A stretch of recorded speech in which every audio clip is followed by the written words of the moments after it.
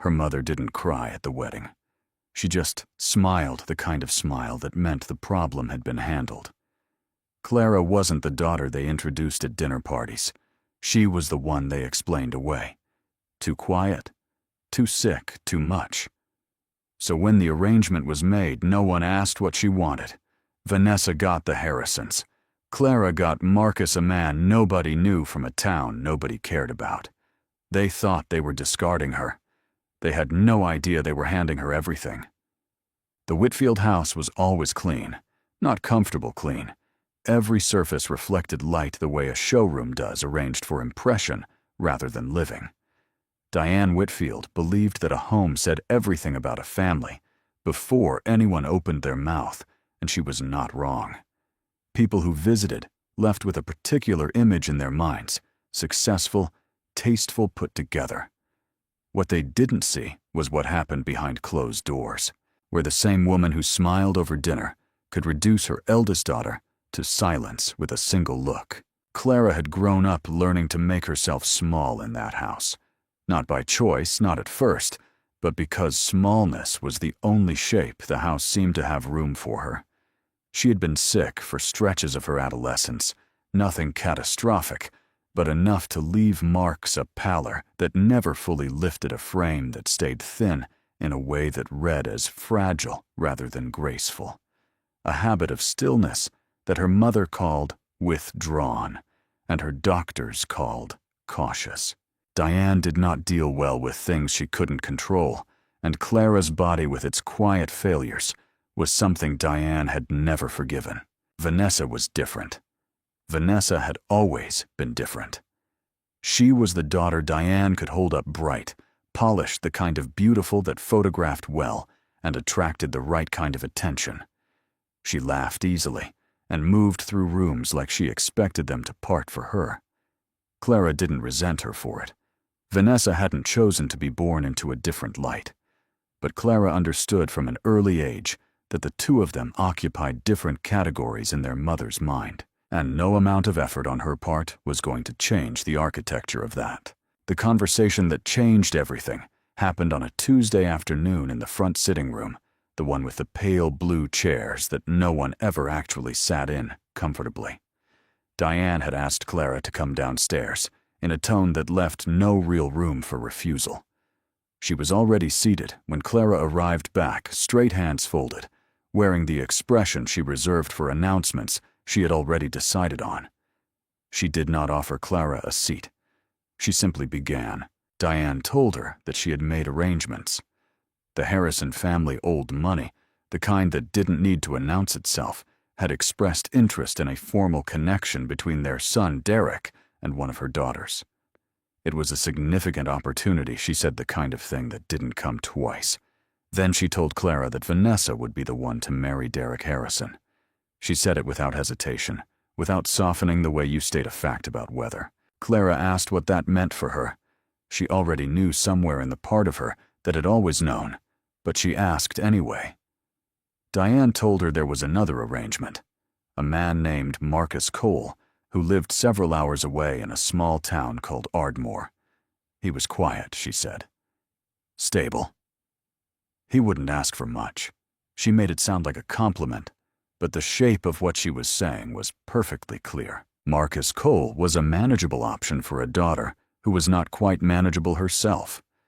The word she never said out loud was consolation, but it sat in the room between them the entire time. Clara didn't argue. She had learned over years of living in that house that arguing with her mother was not a conversation, it was a performance Diane had already rehearsed the ending to. There was something almost clarifying about it. This wasn't a new message. It was just the first time her mother had put it in writing, so to speak. She met Marcus once before the wedding. A brief meeting coffee at a neutral location, neither of their territories, neither of their choosing. He arrived exactly on time, which Clara noticed. He was tall, broader than she expected, with a face that gave very little away. He dressed simply, not carelessly, and he spoke in measured sentences that didn't fill space just to fill it. He asked her 2 questions: whether she had any conditions she needed in a living arrangement, and whether she had dietary restrictions. No performance, No charm offensive. She didn't know whether to find that reassuring or alarming. What Clara understood standing in her childhood bedroom the night before she was meant to sign the civil paperwork was that she had two options. She could resist formally loudly in a way that might delay things but would not stop them. Or she could go. Not because she surrendered to her mother's logic, but because staying in that house, in that version of herself, was its own kind of slow loss. She had been disappearing there for years already. At least leaving was a direction. She packed methodically without ceremony. She kept what was hers and left everything that had ever been given to her as a condition. The dresses Diane had bought for events where Clara was meant to be a presentable background figure, those stayed. The small jewelry box that had belonged to her grandmother that came with her. The morning of the courthouse appointment, Vanessa knocked on her door and came in without waiting for an answer, which she had always done. She stood in the doorway, looking at the two bags on the floor, with an expression Clara couldn't fully read, somewhere between guilt and something more complicated. Vanessa told Clara she didn't have to do this. Clara looked at her sister, really looked at her the way you look at someone you love despite everything, and told her she knew that. Then she picked up her bags. The drive to Ardmore took 4 hours. Clara sat in the passenger seat watching the landscape flatten and then open up into something less manicured and more honest. She didn't make conversation. Neither did Marcus. The radio played something low and instrumental, and at some point, the city gave way to smaller roads, and the smaller roads gave way to trees, and Clara found herself breathing differently without realizing it had changed. Ardmore was not impressive. It was a town that had never been designed to impress anyone.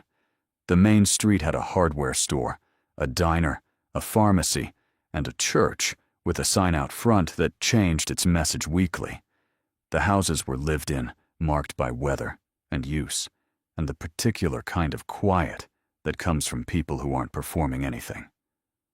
Clara looked at it through the windshield and thought for the first time in longer than she could remember that she had no idea what came next. Marcus parked in front of a house at the edge of town, plain solid with a porch that faced west. He carried her bags inside without asking if she needed help. She followed him through the front door and stood in the entryway, while he set everything down in what would be her room, separate from his. She noted, which she hadn't expected, but immediately felt grateful for. He told her the kitchen was fully stocked, that he was usually out early in the mornings, and that she was welcome to use whatever she needed. Then he went into the other room and let her be. Clara stood in her new room and looked at the window.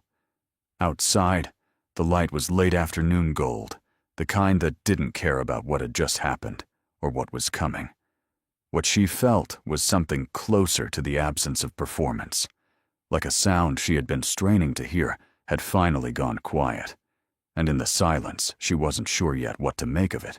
The first 2 weeks in Ardmore were the strangest Clara had ever lived through, not because anything terrible happened, but because nothing did.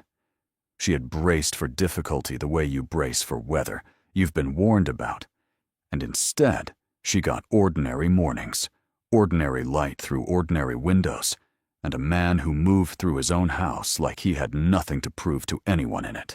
Marcus was gone before she woke most days.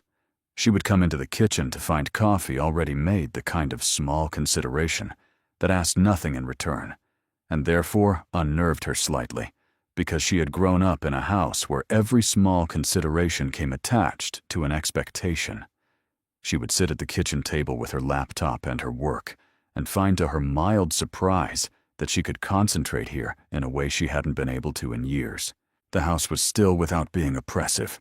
There were no expectations embedded in the walls. She had always done freelance editing, quiet, precise work that suited her temperament and could be done from anywhere.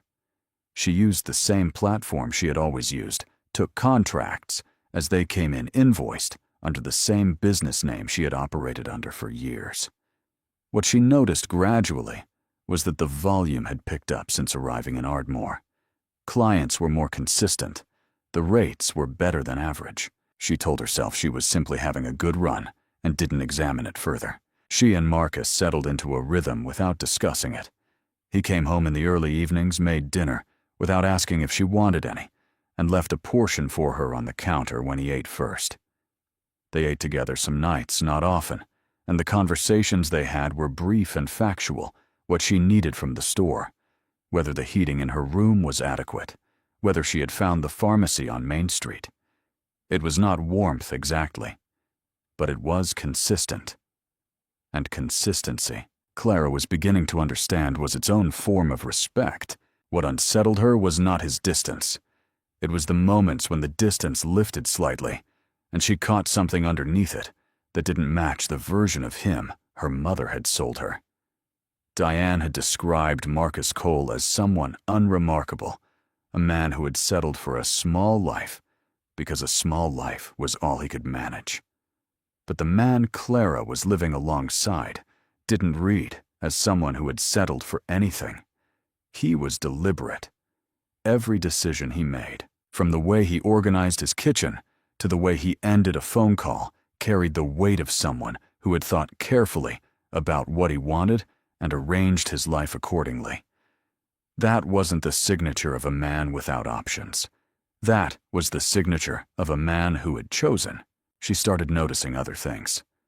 A car she didn't recognize parked outside the house one morning, expensive and understated, driven by a man in a suit who spoke with Marcus in the driveway for less than 10 minutes before leaving without ceremony.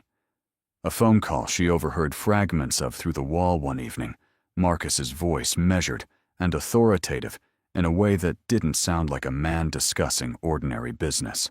The name of a company that appeared on a piece of mail she accidentally picked up from the front step, Cole Capital Partners, with an address in a city 3 states away.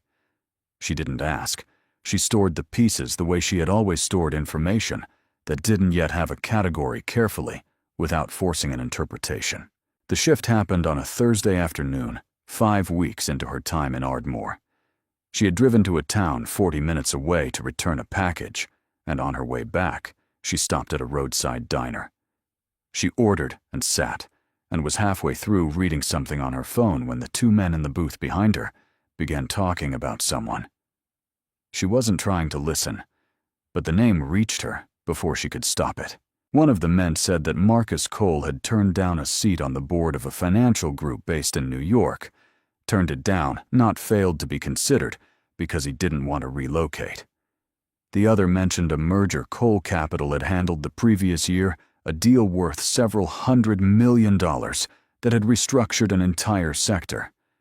They spoke about him the way people speak about forces rather than individuals, not with admiration exactly, but with a particular carefulness reserved for things that are large enough to cause damage if handled wrong. Clara set her phone down and looked at the window.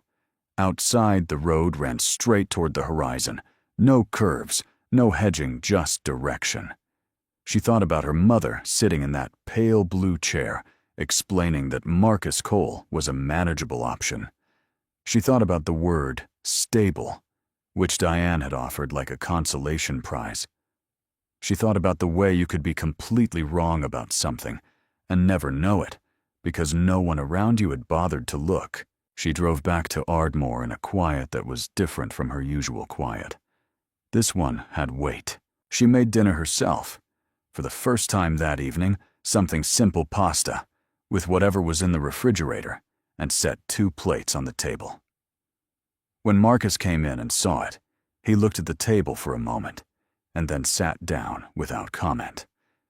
They ate. She told him what she had overheard, not as an accusation but as a statement of fact, the way you put something on a table between 2 people and let it sit there. Marcus listened without interrupting. When she finished, he said that most of what those men said was probably accurate. He said it without inflation, without the performance of modesty that would have felt worse. He said that he had built something over the course of several years, that had grown into something significant, and that he had no interest in making that the largest fact about himself in every room he entered. Then he asked if she wanted more bread. Clara looked at him across the table and understood with a clarity that was almost uncomfortable that she had been operating with the wrong map entirely. The story she had been told, the story she had on some level accepted, was that she was the lesser daughter delivered to a lesser man.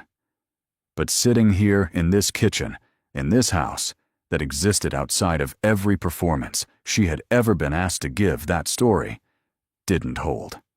It had never held. It had just been the only story on offer, and she had been too tired to look for another one. She said thank you for telling her, and yes, she'd have more bread. But something in the structure of how she understood her own life had shifted quietly and permanently.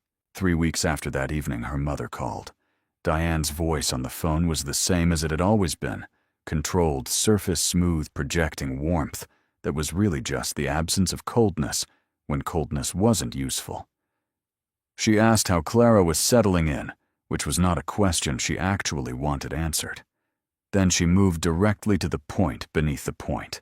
She told Clara that Vanessa's situation with Derek Harrison had become complicated.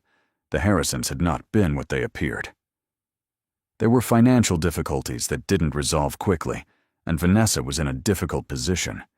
She said this the way she said everything difficult is a problem that existed in the abstract, not as a consequence of decisions. Then she said there was a matter of the family trust. Her father's estate, he had died 4 years earlier, quietly and without drama, which was the only way he had known how to do anything, had left Clara a portion. Not a large one, but enough to matter. And Diane needed her to sign a document redirecting that portion back into the family estate, where it could be, she said, put to better use. Clara sat on the edge of her bed while her mother talked. She looked at the plain wall of her room in Ardmore, at the single painting Marcus had clearly chosen, because he liked it, and not because it matched anything. And she listened to her mother explain, in careful and reasonable language, that Clara's inheritance, the one thing her father had arranged specifically for her, should be handed back to correct the mistakes made by the family that had discarded her. She asked her mother to send the document. Diane seemed surprised and then pleased, which was worse. She told herself she was being practical. She told herself the money was not the point. She had work, she had a roof, she had more than she had expected. She told herself the inheritance was a thread she hadn't needed, a last remaining filament, connecting her to a family system that had never actually claimed her. And underneath all of it, she knew that what she was really doing was cutting the last thing loose, because holding on to it required hoping for something from people who had already shown her exactly what she was worth to them. The document arrived 5 days later. Clean, formal, precise. What it said, stripped of the legal phrasing, was that Clara would receive nothing from her father's estate, and that all remaining assets would be redistributed at the family's discretion. She read it twice. She signed it. She sent it back the same day. Marcus saw the envelope on the counter before she mailed it. He didn't ask what it was. He looked at it for a moment, just long enough for her to notice, and then went to make coffee. She appreciated that more than she could have explained. She wasn't ready to talk about it, and he seemed to understand that without being told, which was becoming a pattern she was beginning to depend on. What she didn't know was that Marcus had already known about the document before it arrived. He had people who kept him informed of things that moved in certain circles, and a legal action involving his wife's name had moved through one of those circles. He had known, and he had said nothing because he understood that this was not his decision to make. Some things cannot be carried for another person. They can only be witnessed. The morning after she sent the envelope, Clara woke early and sat on the front porch while the sun came up over the tree line. The air was cold and completely still. She had nothing from her family. Now, no money, no standing, no thread she could pull to bring herself back into their orbit even if she wanted to. She was by every measure her mother had ever applied without resources. She sat with that for a long time. And then, slowly, she became aware of something she hadn't expected. Not relief, not grief, but something closer to ground. Solid ground. The kind that didn't shift based on what someone else decided she was worth. She had been so busy being evaluated by her mother, by Vanessa's reflected success, by the invisible standards of a house she had never truly lived in, that she had forgotten what it felt like to simply exist without that constant measurement running in the background. Marcus came out after a while and set a cup of coffee beside her, without asking if she wanted it. He sat in the other chair and looked at the tree line the same way she was looking at it. They stayed like that for a while, not talking. Just two people watching the same light come up over the same horizon. It was the most honest morning Clara could remember in years. She thought about her father, who had loved her in the way of people who don't know how to fight the systems they live inside, quietly, indirectly, through small provisions that were the closest he could get to saying something he never said out loud. She thought that he would have understood. She hoped he would have understood. She did not cry. She drank her coffee and understood that she was for the first time in her adult life entirely her own. Not rescued, not repositioned, just her own with whatever that was going to mean. She went inside. She had work to do. The invitation arrived on a Wednesday, printed on heavy stock with an embossed letterhead. It was addressed to both of them, Mr. and Mrs. Cole, which was still a thing she hadn't fully gotten used to seeing written down. Marcus set it on the kitchen counter without comment, which by now she understood meant it was her decision whether they went. She turned it over and read it twice. An industry dinner hosted by a financial consortium in the city, honoring several firms for their contributions to regional economic development. Cole Capital Partners was listed among the recipients. She set the card back on the counter and told him she would go. She said it the way she had started saying most things in Ardmore, without performing certainty she didn't feel, without hedging so much that the statement collapsed under its own weight. The version of herself who shrank from rooms was not a law she was bound by. It was a habit. And habits were not the same as character. They drove to the city on a Friday evening. Clara wore a dress she had bought herself, no performance in it, no calculation about what it communicated to the right people, just a dress she liked. Marcus wore a dark suit and said nothing about the drive, except that there was construction near the tunnel and they should take the bridge.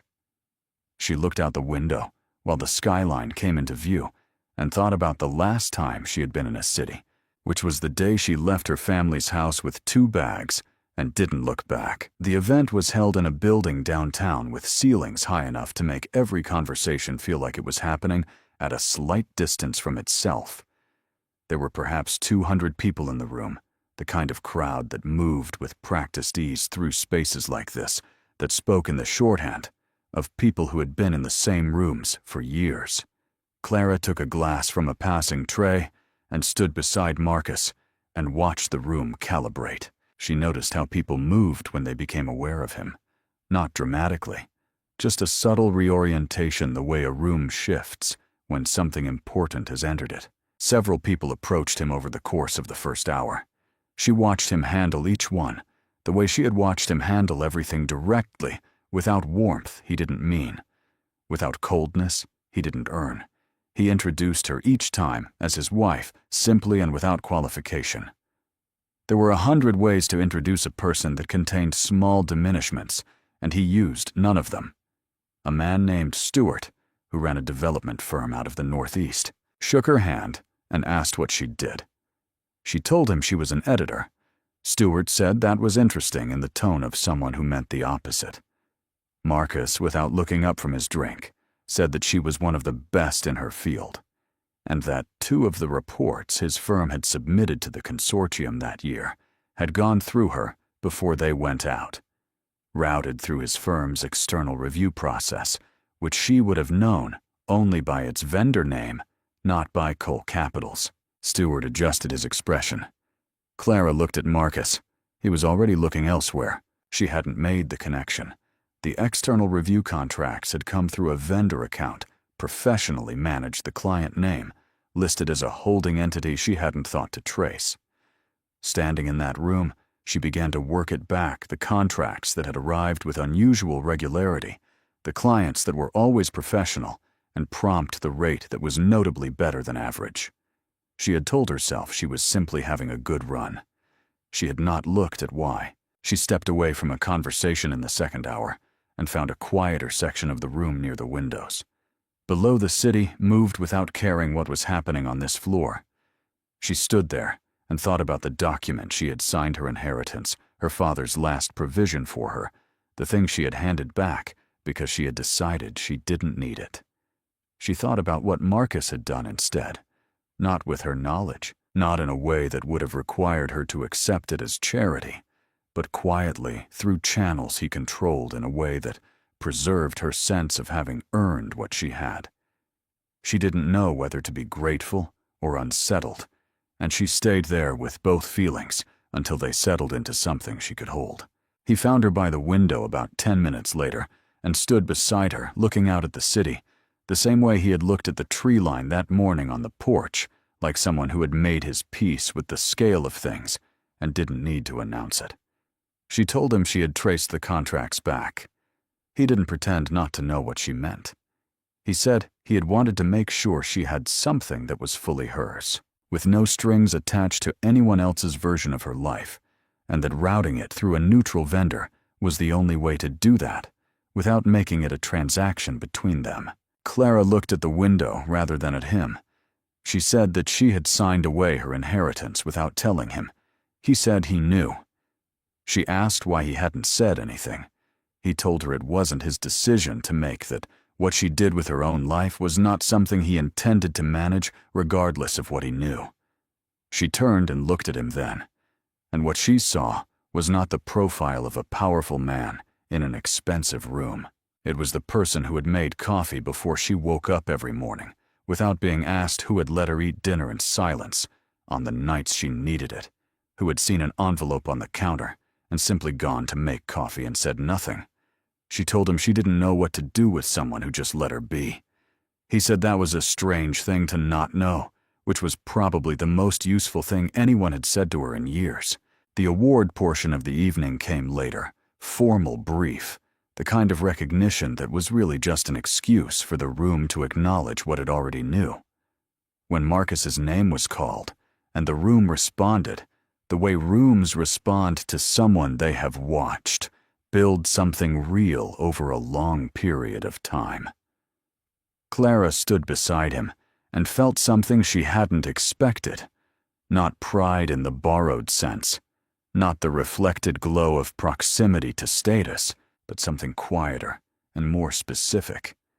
She felt seen, not because of what he was, but because she was standing in a room full of people who measured everything, and she had gotten here without being measured at all. She had gotten here because she had been let in. Her phone lit up during the reception. It was Vanessa. She almost didn't answer, but something in the way the name sat on her screen made her step into a quieter hallway and pick up. Vanessa's voice was different, not the easy moving through rooms voice that had always made Clara feel slightly behind, but something stripped of its usual assurance. She said she had seen a photo from the event on someone's social media and had sat with her phone for 40 minutes before calling. She said she didn't need anything. She said that specifically, which meant she had anticipated being asked, which meant she had called people before and always needed something. She just wanted Clara to know that she understood now that she had not known anything about Marcus Cole, or about what their mother had arranged, or about what she had agreed to by not objecting harder. She said she had spoken to Diane after the inheritance document was processed, and that for the first time in her life, she had told their mother directly that what she had done was wrong. She didn't say what Diane had answered. Clara stood in the hallway and listened and felt the complexity of it. Years of love and resentment and parallel loneliness braided into something that didn't resolve cleanly. She didn't tell Vanessa it was fine. She didn't perform forgiveness that hadn't finished forming. She said she heard her, and that she was glad Vanessa called. That was true. It was not the whole truth, but it was the part that could be said honestly in a hallway, with everything else still in motion. She went back inside. Marcus was speaking with someone near the center of the room and looked up when she came through the door, just for a moment, just long enough to locate her. She crossed the room and stood beside him again. The conversation continued around them. She was there not as a background figure, not as someone's less impressive option, not as the daughter who had been explained away just there. Present. Real. Taking up exactly the amount of space she was supposed to take up. They drove home to Ardmore later that night.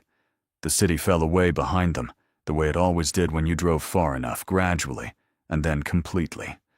The roads narrowed, and the sky opened up, and the quiet settled back over everything like it had been waiting. Clara looked at the dark fields on either side of the highway and thought about the version of herself that had sat in this same passenger seat months ago, watching the landscape flatten out and wondering what she was driving toward. She had not been driving toward status reclaimed or a position restored. She had been driving away from a story that had never been true.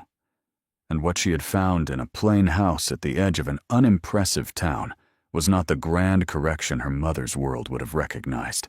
It was simpler than that, a life in which the way she was treated on an ordinary Tuesday was the same as the way she was treated in a room full of people who mattered.